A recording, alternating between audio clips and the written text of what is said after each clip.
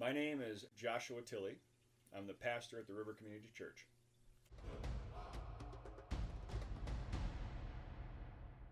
I'm a avid hiker. Love going camping with my family. I like to be outdoors as much as possible. I also like to read books. My favorite books are nonfiction, so I enjoy philosophy. My favorite author would probably be Kierkegaard or Jean-Paul Sartre.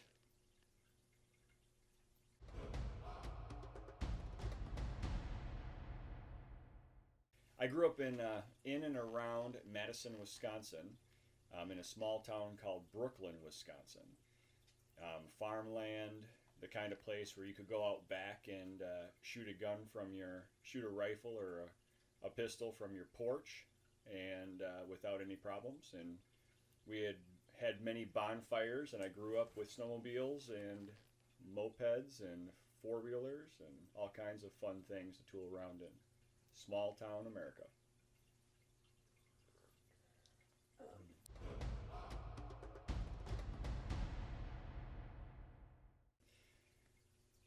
How did I become a Christian?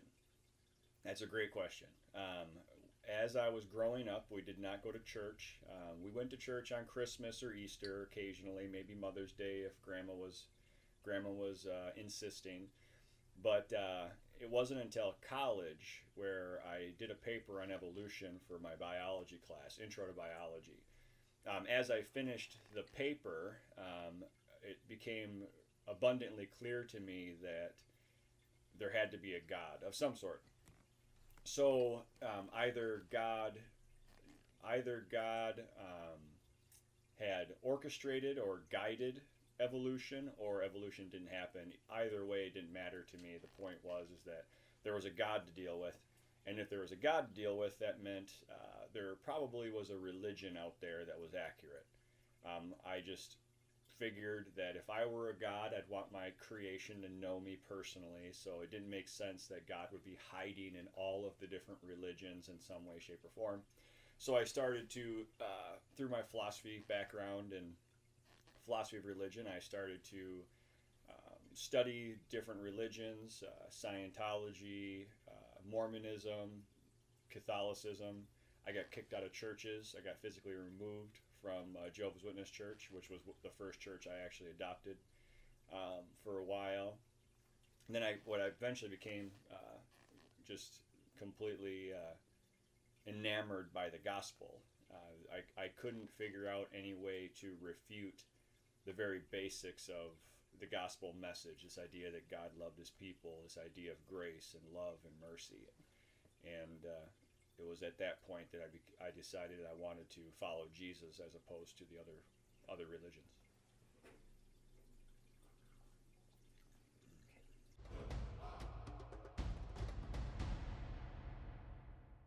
How did I get into ministry? That's a hard one too, because I did not have any intentions of being a minister.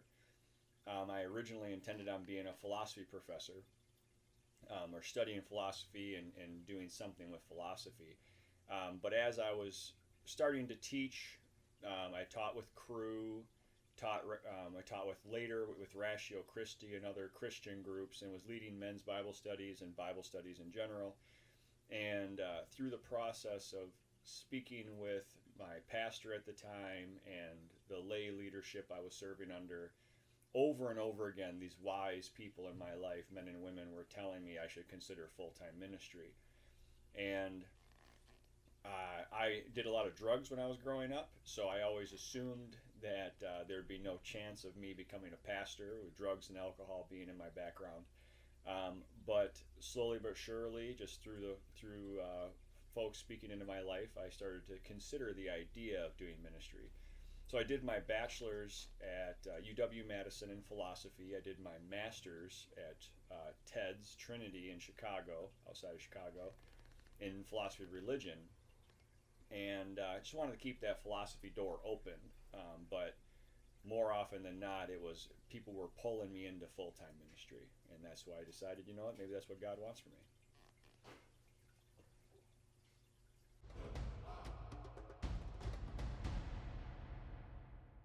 One of the things I love being a senior pastor because it allows me to preach, which I enjoy. I love educating people. I love it being able to see that aha moment on a person's face when they learn something that they've never heard before. They learn something new about a topic they thought they'd already exhausted. I also like to bring in my philosophy background and understanding of other religions with my philosophy of religion background and being able to pull from different traditions and show how a lot of these things overlap. I also like the opportunity to help my congregation understand that we don't corner the market on Christianity. There's a lot of Christianities out there, and we just want to be very humble and understand that we need to grow in our own faith, that we need to understand that we could be wrong as well, and we need to follow the truth wherever it leads. And being a senior pastor, I have the ability to guide a congregation and guide individuals on that path to finding truth for themselves. And I just love being able to teach people and help them find the truth.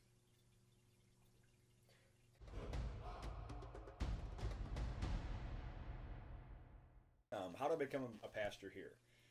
I started out in ministry as a part-time youth pastor or youth minister in Wisconsin. After finishing my master's degree, I became a associate pastor in Detroit, where I worked with students. I ran the office. I was in charge of website, all video design, and all things social media. It was there that I was also in charge of, creating bulletins and all of our media, making sure building and grounds things were done, whatever. But then after 5 years of working in Detroit, my wife and I decided we didn't want to raise our children there any longer. So we left, and I was hired here in Iowa City at the River Community Church. And they were looking for somebody with my background who could maybe possibly reach the college community, somebody with a background in education, somebody who had aspirations of higher education that could have conversations with the doctors that we have at the church here and maybe on the campus, and just to be able to meet the college culture that we have here in Iowa City.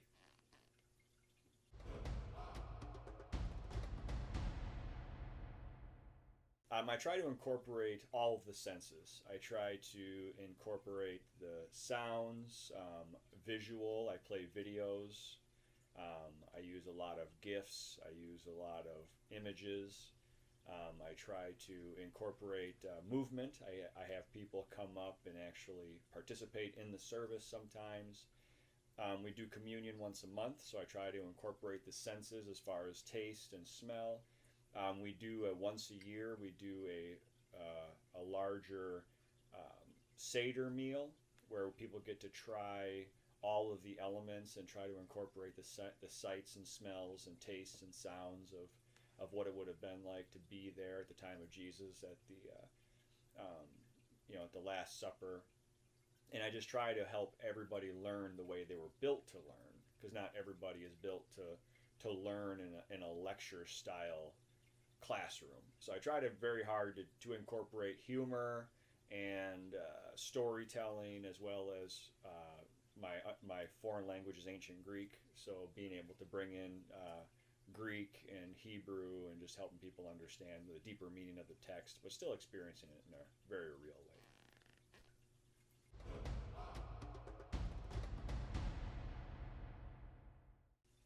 So I've been married for 17 years ish. I married my high school sweetheart. She became a Christian about the same time I did, so that was neat for us. Neither of us come from Christian backgrounds. My wife's family are not believers. My family are not believers. And then we have 3 children. We have a 16-year-old, 14-year-old, and a 12-year-old. We have one at 3 different schools: elementary, junior high, and high school. My oldest daughter is a boxer. She boxes competitively.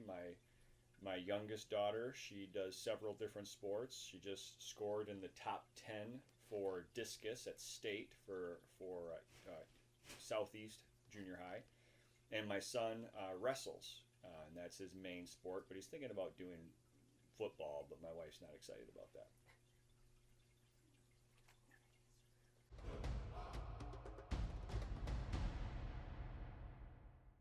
What kind of education do I have? I have a bachelor's in philosophy from UW-Madison. Go Badgers! But I'm a Hawkeye all the other rest of the time, except for when they're playing the Badgers. I have a master's degree, a master of philosophy of religion, with an emphasis in existentialism and apophatic theology. Ask me about it later.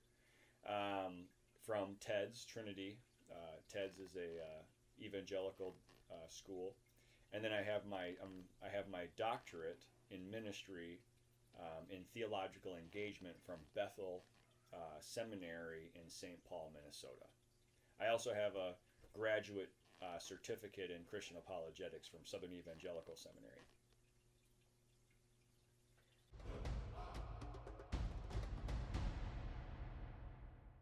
So, what do I do outside of the church? Well, one of the things that I do is I encourage all of our folks to be involved in ministries or some kind of community service outside of our congregation. And the majority of my service involves working as a police chaplain with the Iowa City Police Department.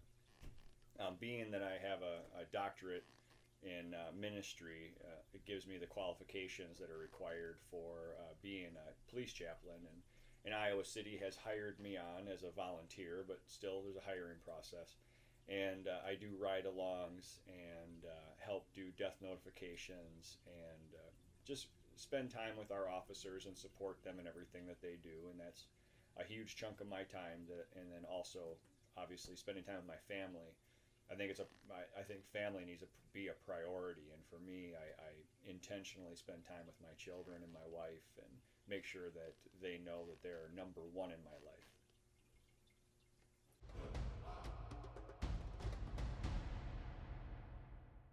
How do you connect with your members? Well, just being intentional. I try very hard to stick around after services and hang out with folks. We have a lot of church events outside the church where we get to have meals together, and we have men's events that involve bowling and things like this. We have family events where we would take the dads and the moms, and we take our kids and we go hiking or night hiking and look for deer, and just try to spend time together in and outside the church.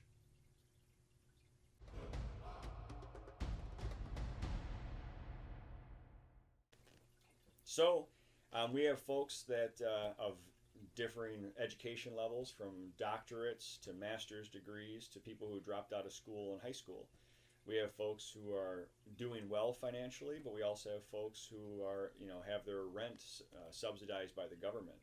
We have folks who grew up in Christian homes and have never, don't even drink alcohol, but we also have folks who are struggling addicts and people who have come out of drugs like myself, who have come out of drugs and alcohol and have struggled a lot in their lives. We have folks who've been married for 50, 60 years, and we have folks who have been divorced and are currently suffering through that. And we have newlyweds, we have the gambit.